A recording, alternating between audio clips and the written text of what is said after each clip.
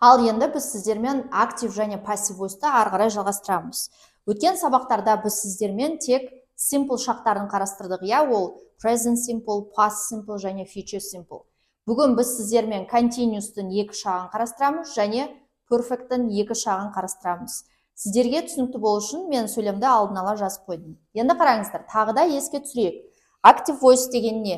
Ол бізде қазақша ырықты етіс.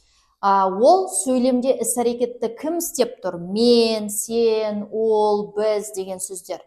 Ал passive voice сол іс-әрекеттің нәтижесінде не жасалынды?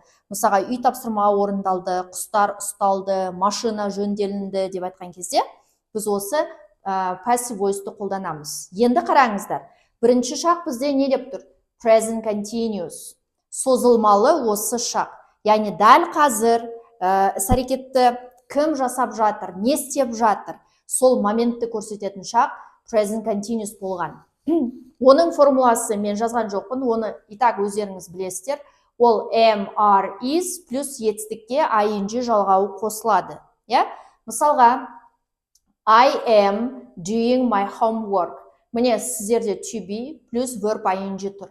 Мен жасап жатырмын қазір деген сөз. Міне осы конструкция қазір екенін көрсетеді.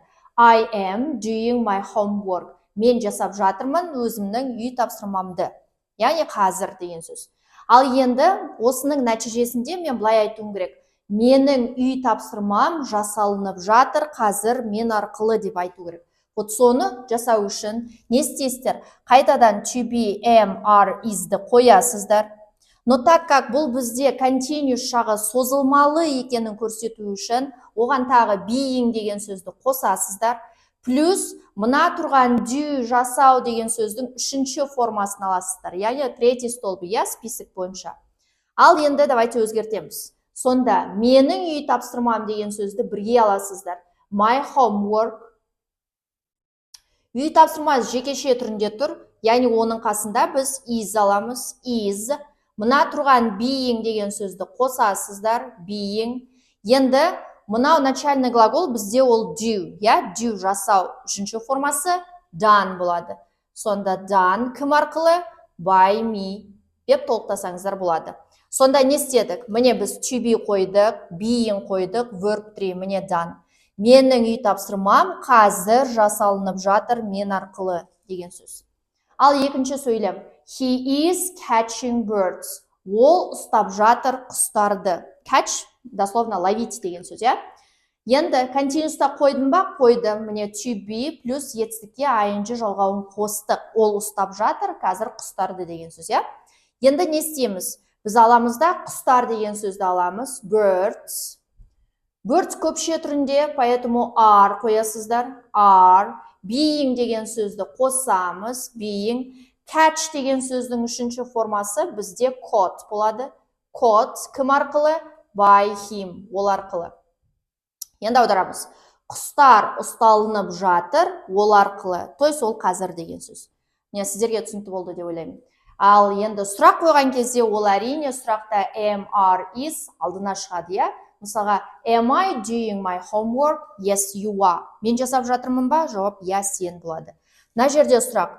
Is my homework being done by me? Үй тапсырма мен арқылы жасалынып жатыр ма? Yes, it is болады. Неге it is? Потому что акцент бізде homework-та тұр.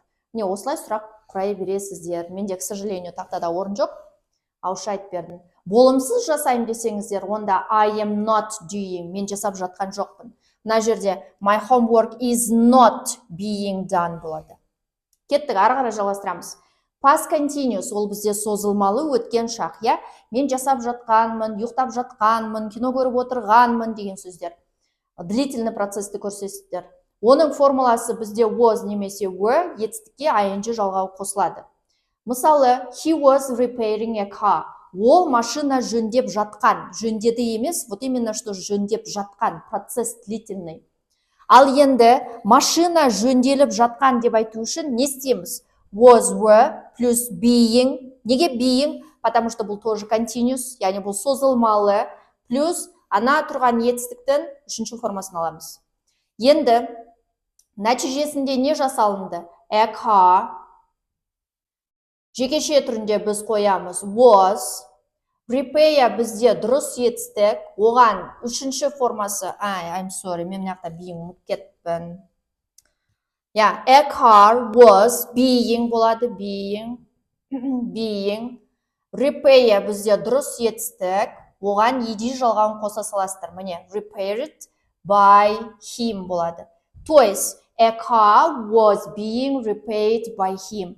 Машина жөнделіп жатқан ол арқылы болады. Continuous'та созылмалы екен көрсетіп тұр. Келесі, they were reading books. Олар кітаптар оқып жатқан. То есть, созылмалы әрекет.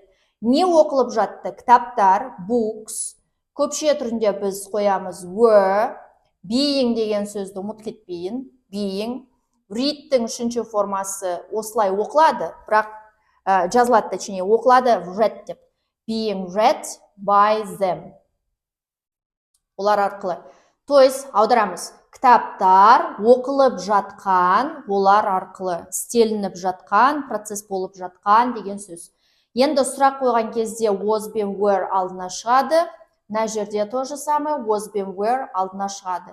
Болымсыз болса he wasn't repairing, they weren't reading болады. Сіздерге continuous жағы дұрыс түсінікті болды деп ойлаймын. Енді ары қарай жалғастырамыз present perfect жағын, бір момент қазір артық шум болып жатыр, мен терезені жаба салайын.